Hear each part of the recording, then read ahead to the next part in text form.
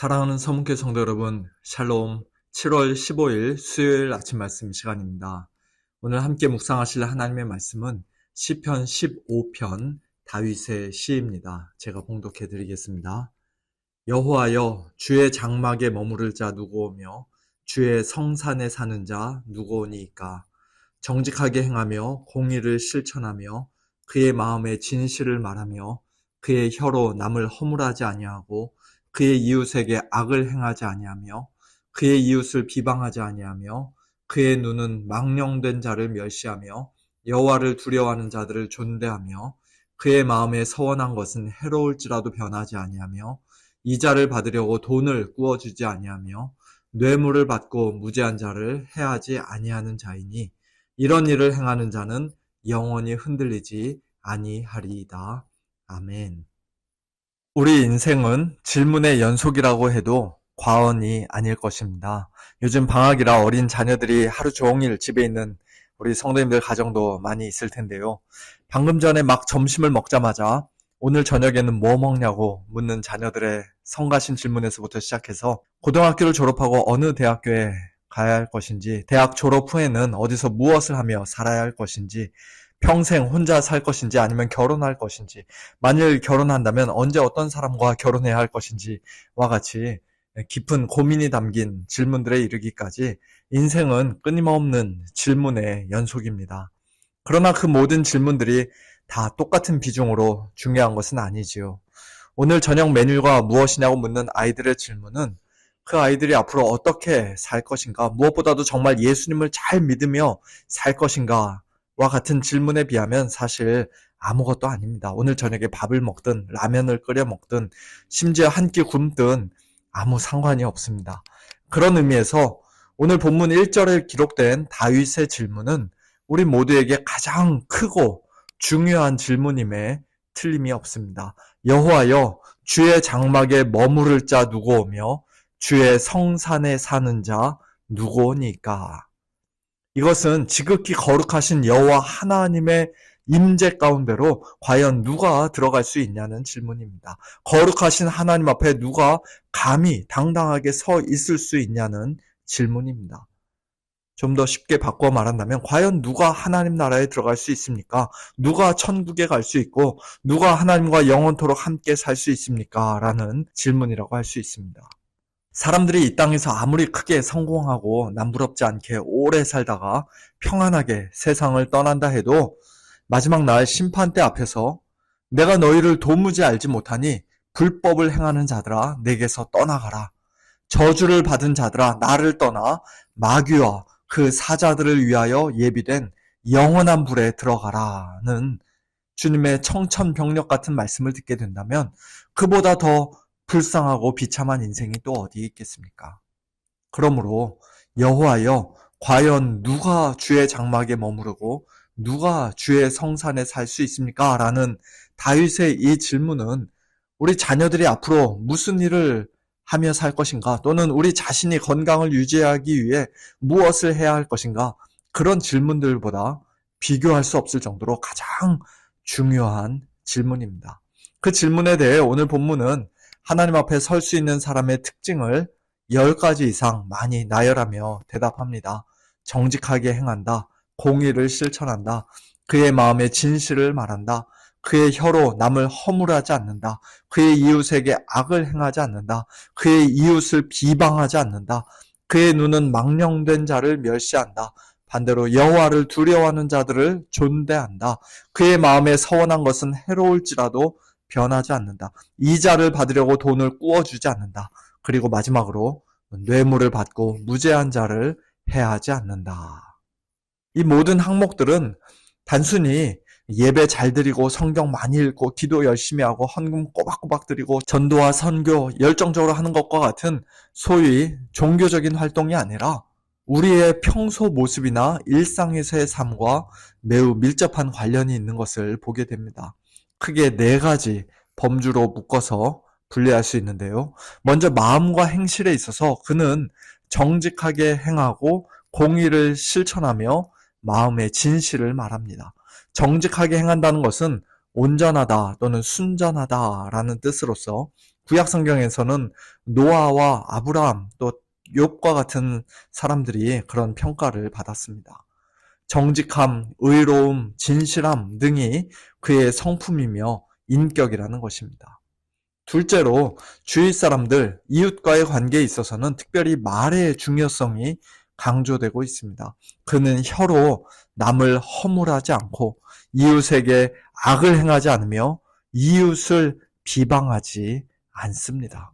셋째로 그에게는 또한 올바른 분별력이 있기에 그의 눈은 망령된 자를 멸시하고 여호와를 두려워하는 자들을 존대합니다. 이 둘은 마치 동전의 양면과도 같은데요. 하나님께서 미워하시는 망령된 자를 멸시하고 하나님께서 사랑하시는 성도들을 귀하게 여김으로써 그가 하나님의 마음을 똑같이 품은 자임을 보여주는 것입니다. 마지막 넷째로 그는 물질, 곧 돈에 대해서도 깨끗합니다. 그래서 그의 마음에 서원한 것은 해로울지라도 경제적으로 손해를 볼지라도 변하지 않고 반드시 지킵니다. 가난한 이웃에게 돈을 꾸어줄 때 이자를 받아서 더 큰 부자가 되고자 하는 그런 불순한 동기에서가 아니라 순수하게 돕고자 하는 마음으로 꾸어줍니다. 그리고 뇌물에 대한 탐심 때문에 무죄한 자를 해하는 그런 일도 하지 않습니다. 이처럼 평소의 마음과 행실, 이웃에게 하는 말과 행동, 올바른 분별력으로 다른 사람들을 대하는 자세, 그리고 돈에 대한 태도 등을 오늘 말씀에서는 언급하고 있습니다.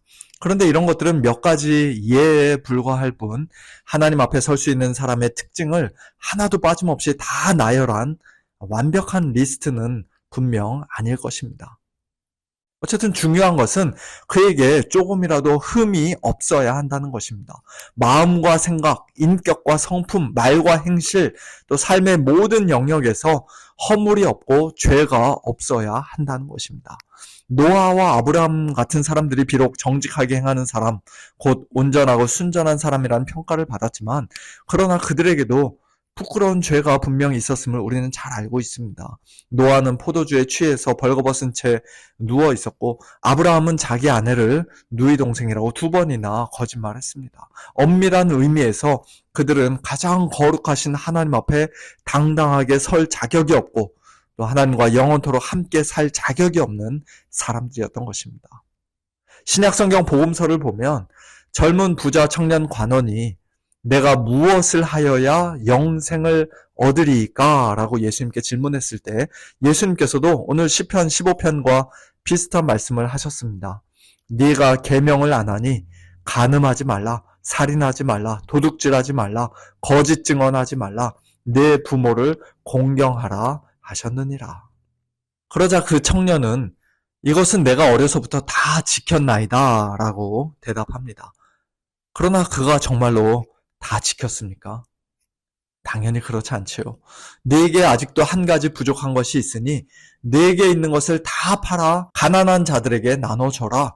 그리하면 하늘에서 네게 보화가 있으리라. 그리고 와서 나를 따르라는 예수님의 바로 이어지는 말씀에 큰 부자였던 그는 심히 근심하며 돌아갑니다.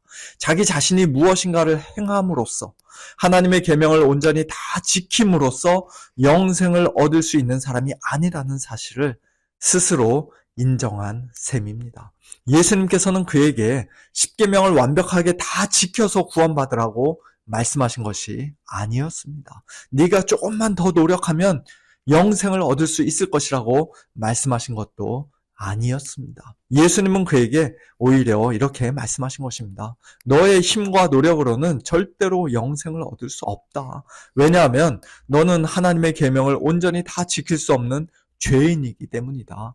그러니 네가 죄인이라는 사실을 겸손히 인정하고 고백하고 하나님 앞에서 진심으로 회개하고 너를 위해 모든 계명을 온전히 대신 다 지켜줄 수 있는 나만을 의지해라. 참된 믿음으로 나에게 와서 나를 따르라. 오늘 본문 15편 말씀도 마치 그와 같습니다. 우리가 지금보다 조금만 더 의롭고 진실하게 살고 이웃에게 착하게 대하고 말조심하고 돈에 대한 욕심을 줄이면 언젠가는 하나님 앞에 당당히 설 수 있을 것이라는 말씀이 아닙니다. 그런 식으로 하나님 나라에 들어갈 수 있는 사람은 이 세상에 아무도 없습니다. 오늘 본문인 시편 15편은 시편 1편 복 있는 사람에 대한 말씀과 마찬가지로 결국 그 모든 일을 온전히 행하실 수 있는 유일하신 분, 곧 예수 그리스도를 우리로 하여금 기대하게 만들고 바라보게 만들고 의지하게 만드는 말씀입니다.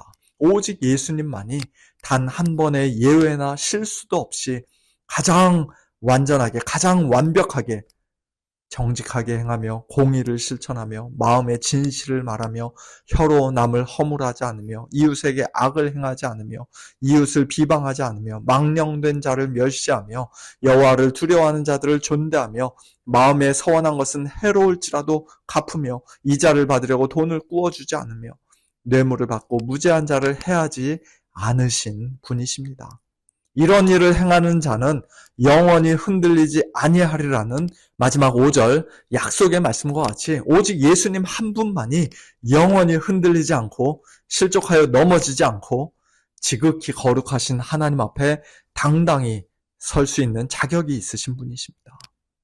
그 예수님께서 오늘 저와 여러분에게 말씀하십니다. 너의 힘과 노력으로는, 너의 선행과 의로움으로는 천국에 들어갈 수 없고 하나님 앞에 결코 설 수 없으니 회개하고 복음을 믿으라. 와서 나를 따르라. 내 안에 거하라. 그리하면 너희 역시도 내 안에서 영원히 흔들리지 않을 것이다.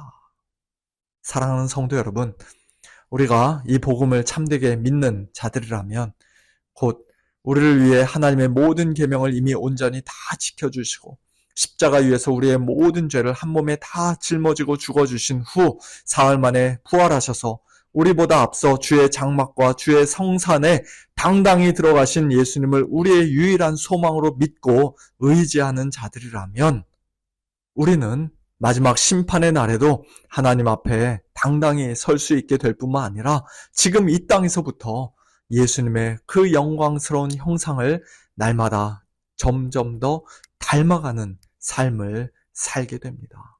우리 안에 거하시는 성령님께서 우리의 성품과 인격, 우리의 마음과 생각, 우리의 말과 행실을 점점 더 예수님 닮아가게 하십니다. 우리에게 분별력과 총명을 더하여 주시고 주님의 마음을 품게 하시며 이웃과의 관계나 돈에 대한 태도에 있어서도 하나님께서 기뻐하시는 모습으로 우리를 날마다 빚어 가십니다. 그런 의미에서 오늘 시편 15편 말씀은 예수님 안에서 이미 구원을 받고 영생을 얻은 우리 성도들이 이제 이 땅에서 어떤 사람이 되어야 마땅한가, 어떤 모습으로 살아가야 마땅한가를 가르쳐 주시는 말씀이라고도 할 수 있습니다.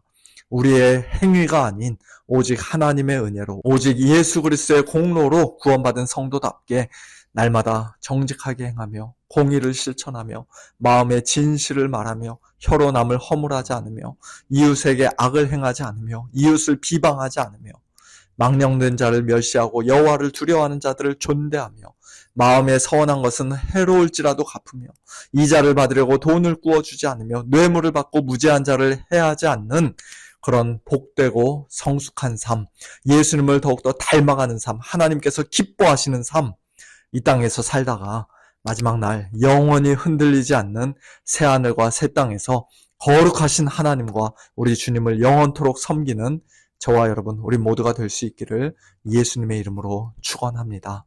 함께 기도하겠습니다. 하나님 아버지 감사합니다.